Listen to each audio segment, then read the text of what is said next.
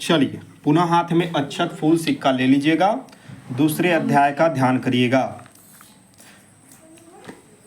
अथ स श्री सत्यनारायण स्वामी कथा प्रारंभ, दूसरे अध्याय। ठीक है, प्रेम से बोलिए श्री सत्यनारायण स्वामी की जय।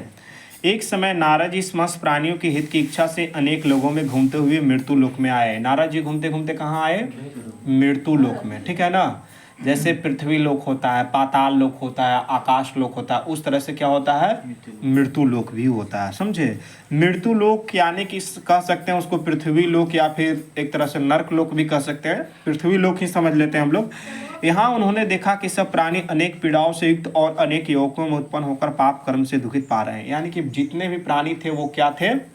पाप कर्म से दुखित पा रहे हैं। पाप कर्म यानी कि उन्होंने कौन सा कर्म किया था? पाप कर्म किया था, पुण्य कर्म नहीं किया था, पाप कर्म। उससे क्या हो रहा था? वो बहुत दुख में थे। यह देखकर विचार किया कि इन लोगों का दुख किस प्रकार दूर हो। उन्होंने सोचे कि जैसे आप बहुत अच्छे हैं, बहुत आपके पास ज्ञान है, बहुत आपके पास धन है, दौलत है, आपके पास बहुत परिवार से परिपूर्ण है, कोई असहाय व्यक्ति है, तो आपका कर्तव्य बनता है कि उस पैसे से, उस धन से, उस दौलत से उस असहाय व्यक्ति का कल्याण करना है। उसी तरह से ऐसा शास्त्र कहता है।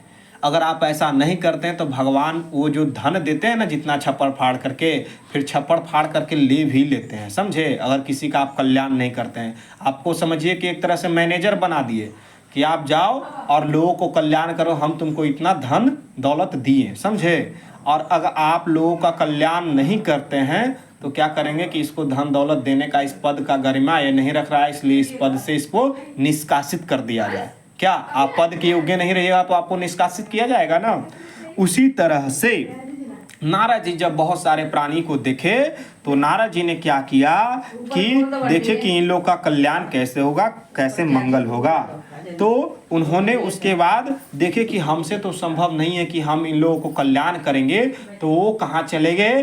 विष्णु भगवान के पास चले गए। कहाँ चले गए? विष्णु भगवान के पास। वहाँ गजाते हैं और हाथ जोड़ कर करके प्रणाम करके स्तुति करने लगते हैं। नारद जी बोले कि हे महाराज, आप वचन और मन से न धारण करने योग्य अनंत शक्तियुक्त और निर्गुणात्मक है।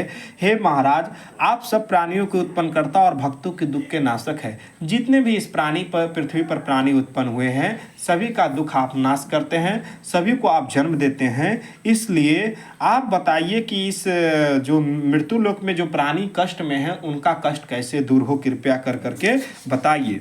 तो बोलते हैं विष्णु भगवान कि तुमने बहुत अच्छा प्रश्न पूछा है, तुमने सभी के कल्याण के लिए यह प्रश्न पूछा है। मैं एक उपाय कहता हूँ जो तीनों लोक में अति दुर्लभ है, यानी कि आकाश पाताल पृथ्वी लोक में अति दुर्लभ है।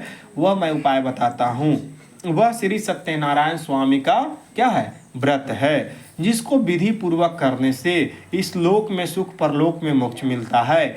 यानी कि अगर विधि पूर्वक से कोई व्यक्ति इस पूजा को करता है, श्रद्धा भक्ति भाव से पूजन करता है, तो यहाँ सुख शांति मिलेगा। जब उसकी मृत्यु हो जाएगी तो वो समझिए कि स्वर्ग को प्राप्त हो जाएगा।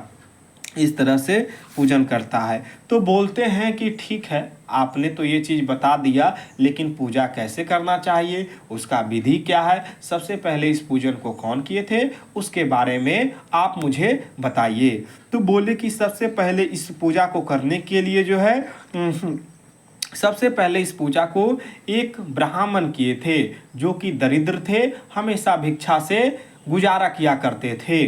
ठीक है, तो उसके बाद उन्होंने क्या किया, भगवान श्री सत्यनारायण स्वामी वहाँ पे जाते हैं, दूसरे रूप में जाकर करके बोलते हैं कि ये बहुत दरिद्र ब्राह्मण है, इनके लिए कुछ कल्याण के लिए कुछ हम लोग करना चाहिए। वो दूसरे रूप में आते हैं, मतलब एक ब्राह्मण के भेष में आते हैं और बोलते हैं कि तुम्हारी ये स्थिति कैसे है। तो बोलते हैं कि हम भिक्षा मांग करके जीवन यापन करते हैं। तो बोले कि हम एक उपाय बताते हैं। अब ब्राह्मण तो ब्राह्मण वाला ही उपाय बताएंगे, डॉक्टर वाला उपाय बताएगा। समझे?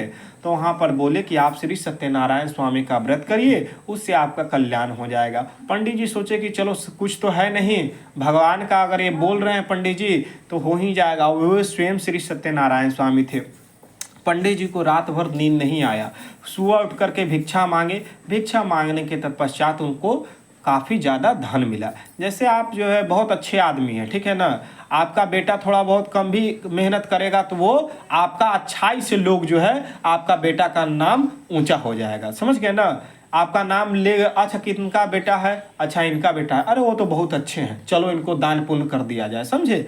उसी तरह से भगवान का जब नाम लेता है तो भी इंसान का कल्याण हो जाता है। जैसे पंडित जी भगवान का नाम लेकर करके कि हम आज आपका पूजा करेंगे, उनको धन दौलत काफ़ी ज़्यादा मिला और मिलने के तत्पश्चात उन्होंने श्रद्धा भक्ति से नवेदनम को लगाया। सुंदर केले, फल, शक्कर, दूध, घी, गेहूँ सबको सवाई लेकर अपने घर में आकर अपने भाई बंधु को बुलाकर विधि से श्री सत्यनारायण स्वामी का पूजन किया।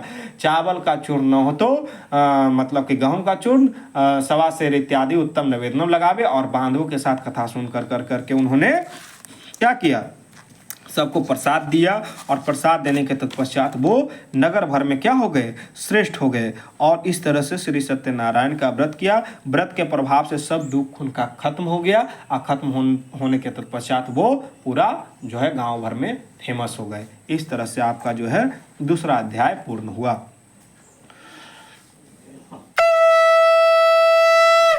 प्रेम से बोलिए श्री सत्यनारायण स्वामी की जय, वृंदावन बिहारी लाल की जय, नंदकंद भगवान की जय।